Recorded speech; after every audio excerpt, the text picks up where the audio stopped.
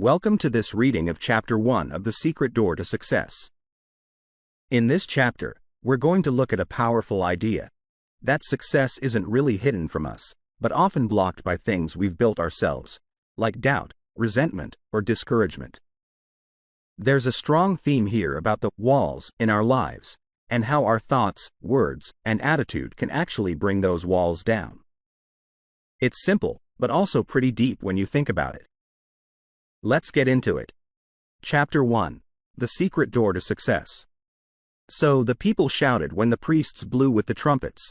And it came to pass, when the people heard the sound of the trumpet, and the people shouted with a great shout, that the wall fell down flat, so that the people went up into the city, every man straight before him, and they took the city. Joshua chapter 6 verse 20. A successful man is always asked, what is the secret of your success? People never ask a man who is a failure, what is the secret of your failure? It is quite easy to see, and they are not interested. People all want to know how to open the secret door to success. For each man there is success, but it seems to be behind a door or wall. In the Bible reading, we have heard the wonderful story of the falling of the walls of Jericho. Of course, all biblical stories have a metaphysical interpretation. We will talk now about your wall of Jericho, the wall separating you from success. Nearly everyone has built a wall around his own Jericho. This city you are not able to enter contains great treasures, your divinely designed success, your heart's desire. What kind of wall have you built around your Jericho? Often, it is a wall of resentment.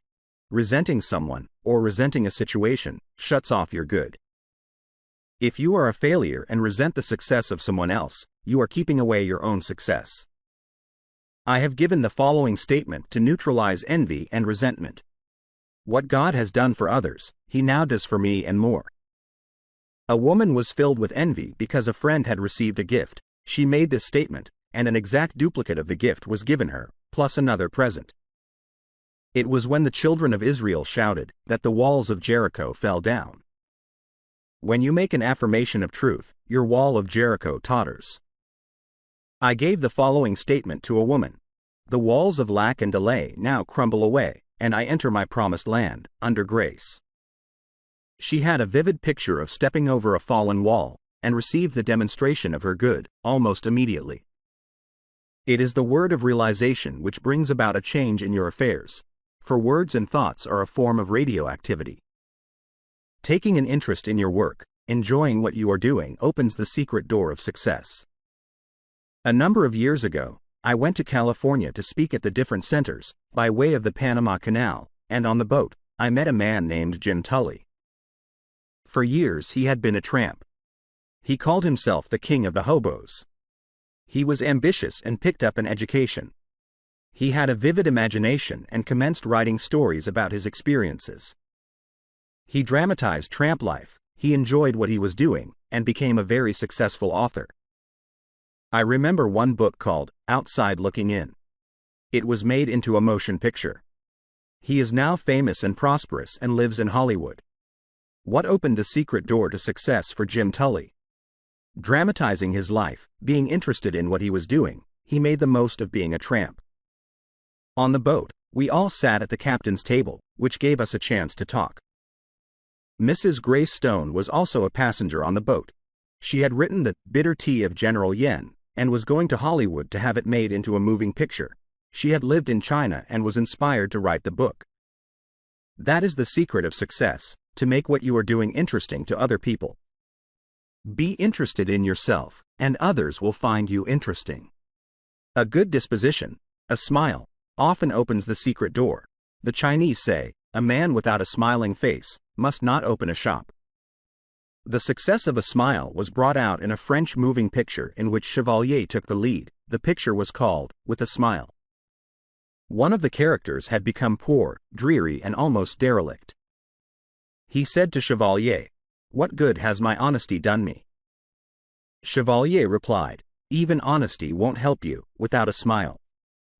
So, the man changes on the spot, cheers up, and becomes very successful. Living in the past, complaining of your misfortunes, builds a thick wall around your Jericho. Talking too much about your affairs, scattering your forces, brings you up against a high wall. I knew a man of brains and ability, who was a complete failure. He lived with his mother and aunt, and I found that every night when he went home to dinner, he told them all that had taken place during the day at the office. He discussed his hopes, his fears, and his failures.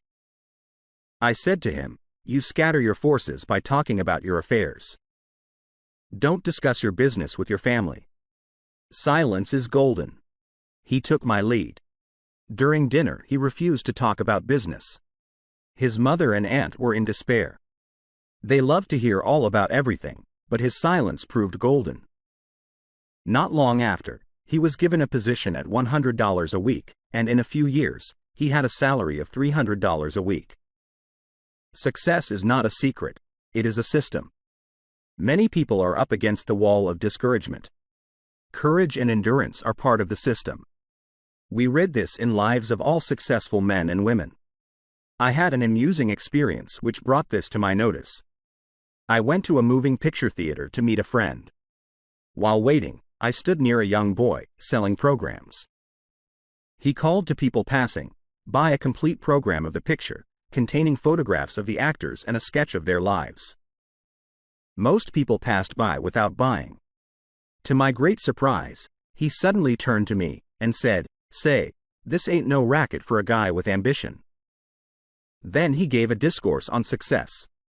He said, "Most people give up just before something big is coming to them. A successful man never gives up." Of course, I was interested and said, "I'll bring you a book the next time I come. It is called The Game of Life and How to Play It. You will agree with a lot of the ideas." A week or two later, I went back with the book. The girl at the ticket office said to him, "Let me read it, Eddie, while you are selling programs." The man who took tickets leaned over to see what it was about. The game of life always gets people's interests. I returned to the theater in about 3 weeks. Eddie had gone. He had expanded into a new job that he liked. His wall of Jericho had crumbled. He had refused to be discouraged. Only twice is the word success mentioned in the Bible, both times in the book of Joshua. "Only be strong and very courageous to observe to do according to all the law which Moses, my servant, commanded thee.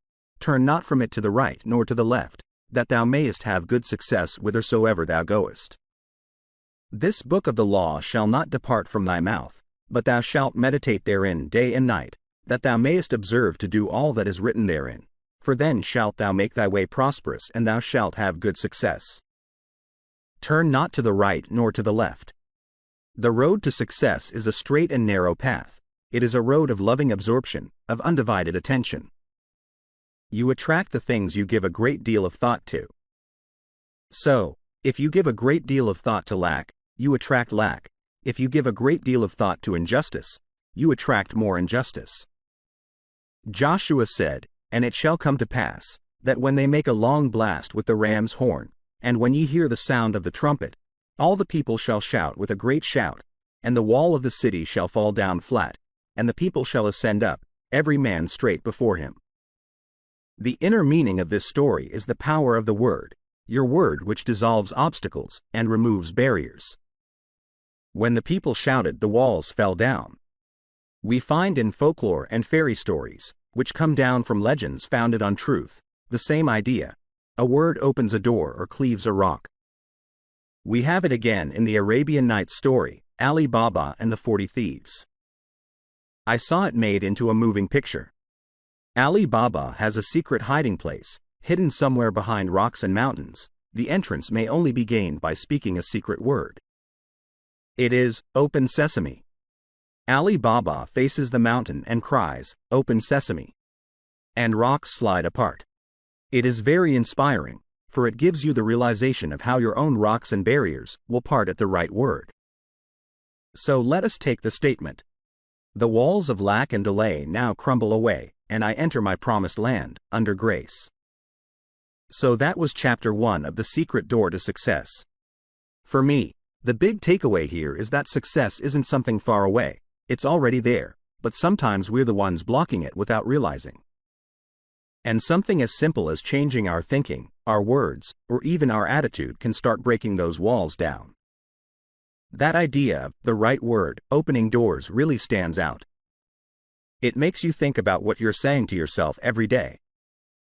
If you enjoyed this, stay tuned for the next chapter.